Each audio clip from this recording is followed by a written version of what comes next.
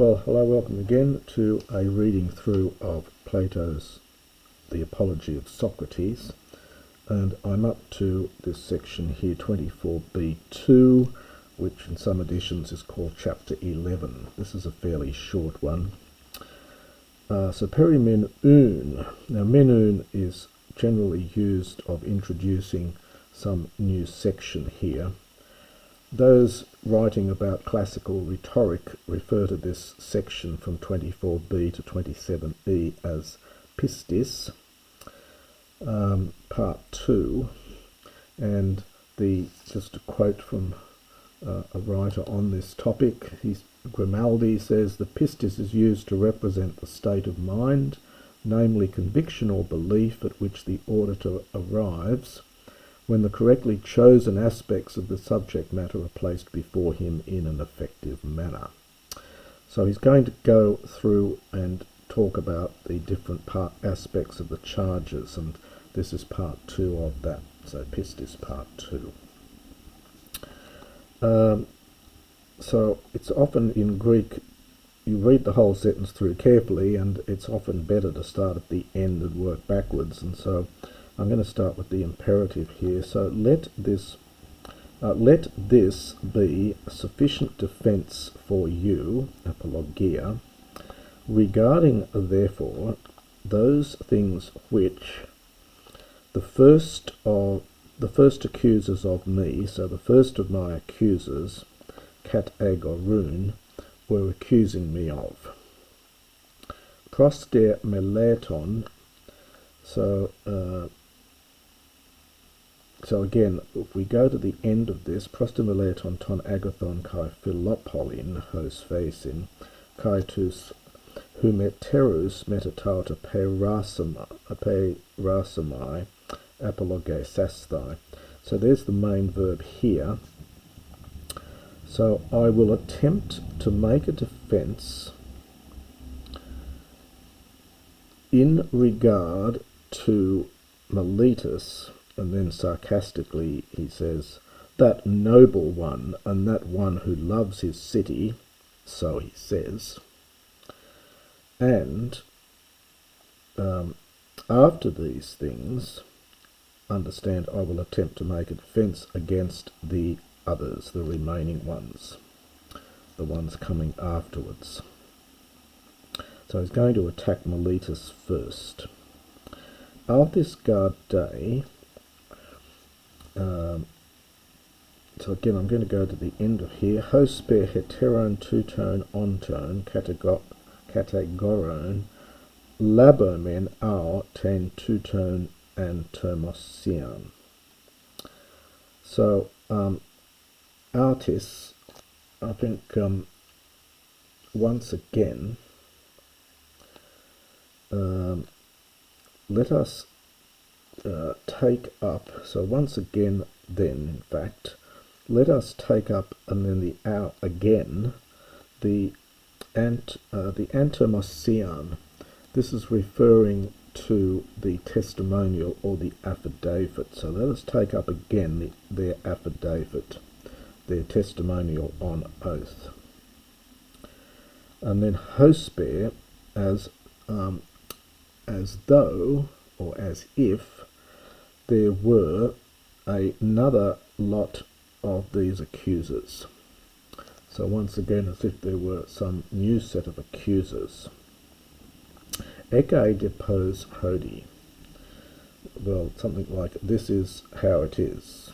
So they say something like the following.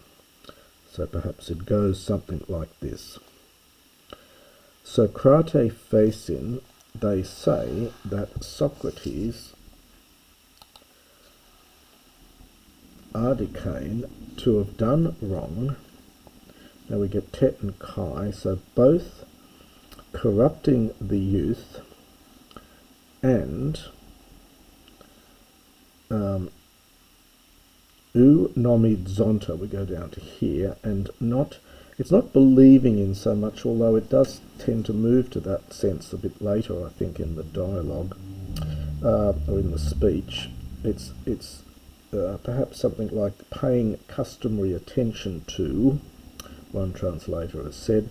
So not paying customary attention to the gods whom the city pays customary attention to. So not showing due regard perhaps might be good for this, to the gods which the city shows due regard for. But showing due regard for other strange divinities. Tomende enclema toiuton estin. For such then is this enclama, this accusation, this charge. So such then is the charge, or their complaint. Tutu de tu enclamatos hen hekaston ex etasomen. So we get a hortatory subjunctive here from ex etasdo.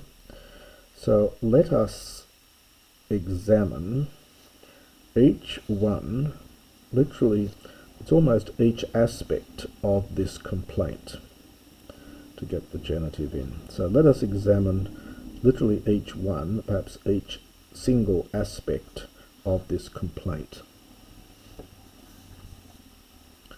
Vesiga de tus neus adicane me diaphteronta.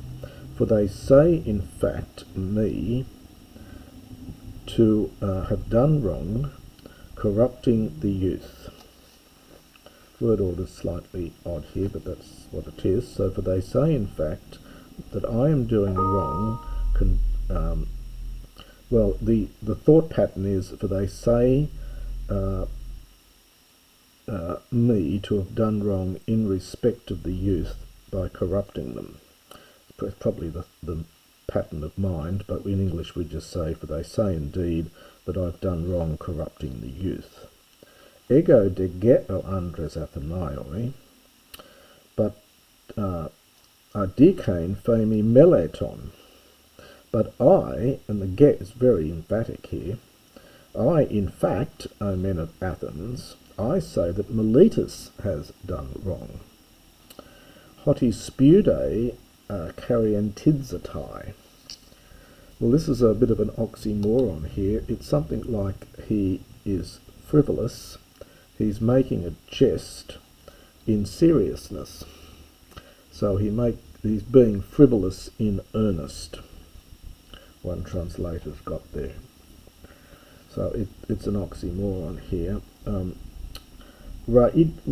Radios, easily, or perhaps almost lightly, kathistas eis agona, this is slightly idiomatic here, having set into court men. So easily, almost having dragged men into a court case. Peri pragmaton pros poiumenos spiudasdain, kai caedeste hon uden tuto popoti emelesin. So he's done that. Now, prospoio is to pretend. So it's pretending spiudasdain to be serious regarding matters. So pretending to be serious regarding these matters, and caedeste, to care for those things which ever he has cared nothing for this. So those things which he has never cared about is the sense of it here.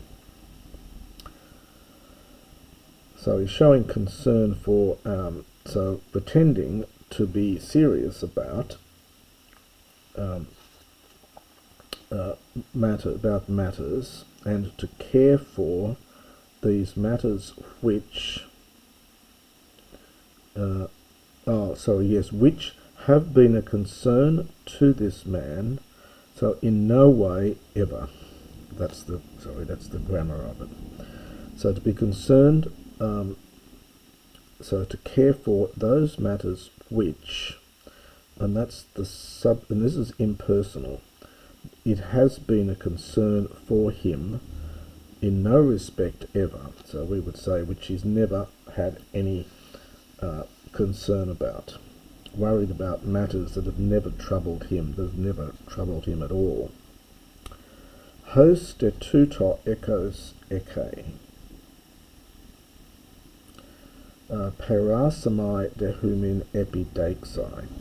Again, we start at the end here. I will attempt to reveal also to you that this is so. This is echo plus an adverb. So I will attempt to show to you that this is in fact the case. Now that's a short chapter, but that is chapter 11.